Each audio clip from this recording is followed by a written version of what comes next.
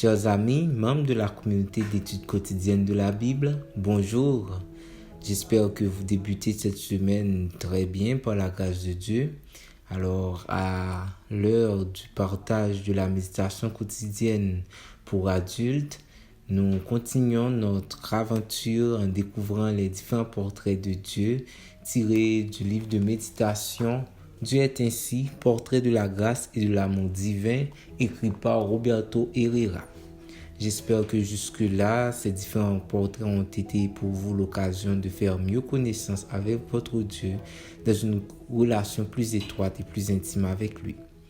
La méditation d'aujourd'hui a pour titre « Dieu est le pardon » et le texte de base se trouve dans Luc 11, verset 4. « Pardonne-nous nos péchés, car nous aussi nous pardonnons à quiconque nous offense. » S'il est juste de dire que le Notre Père nous enseigne à avoir une relation avec Dieu dans la perspective de qui il est, il nous assure aussi de donner le même enseignement dans la perspective de qui nous sommes. Si Dieu est un Père, un roi souverain et un pourvoyeur constant, nous sommes de faibles pécheurs nécessiteux. Nous avons besoin des deux perspectives pour développer une relation profonde avec lui. Adressé à Dieu, l'expression « pardonne-nous nos péchés » est un aveu de notre état de pécheur. La manière dont est exprimée cette phrase se réfère plus à une condition qu'au fait de commettre des péchés ponctuels. Nous sommes pécheurs, point. C'est notre réalité. Et admettre cette réalité spirituelle est important car elle nous pousse à chercher l'aide de Dieu. Et quelle bénédiction lorsqu'il nous dit « Si mon peuple sur qui est invoqué mon nom s'humilie, prie et recherche ma face, s'il revient de ses mauvaises voies, moi je l'écouterai des cieux, je lui pardonnerai son péché. » 2 Chroniques 7, verset 14. Le pardon est à la vie spirituelle ce qu'est le pain de chaque jour à notre organisme. Nous avons toujours besoin de ces deux choses pour rester connectés à Dieu. Jésus nous a enseigné que le pardon que nous demandions à son Père devait être à la mesure du pardon que nous donnons aux personnes qui nous offensent.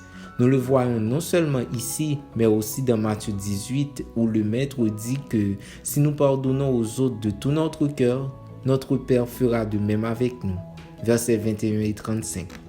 Nous qui aimons Dieu, nous sommes appelés à pratiquer le pardon dans notre vie. Êtes-vous fidèle à cet idéal? Prenez garde à vous-même, dit Jésus. Si ton frère a péché, reprends-le, et s'il se repent, pardonne-lui. Et s'il pêche contre toi 7 fois dans un jour, et que 7 fois il revienne à toi en disant « Je me repens », tu lui pardonneras. Luc 17, versets 3 et 4. Est-ce clair pour vous? Pratiquez-vous cela dans votre vie? Si nous y réfléchissons bien, nous verrons que Luc 11, verset 5 crée un cercle vertueux où nous, êtres humains, sommes en paix avec Dieu qui nous a pardonné grâce à sa fidélité et à sa justice et où nous sommes en même temps en paix avec les autres en les pardonnant selon ce que nous avons appris de l'exemple de notre Père Céleste. Si tous pratiquaient cette partie de notre Père, nous jouirions d'une paix intérieure.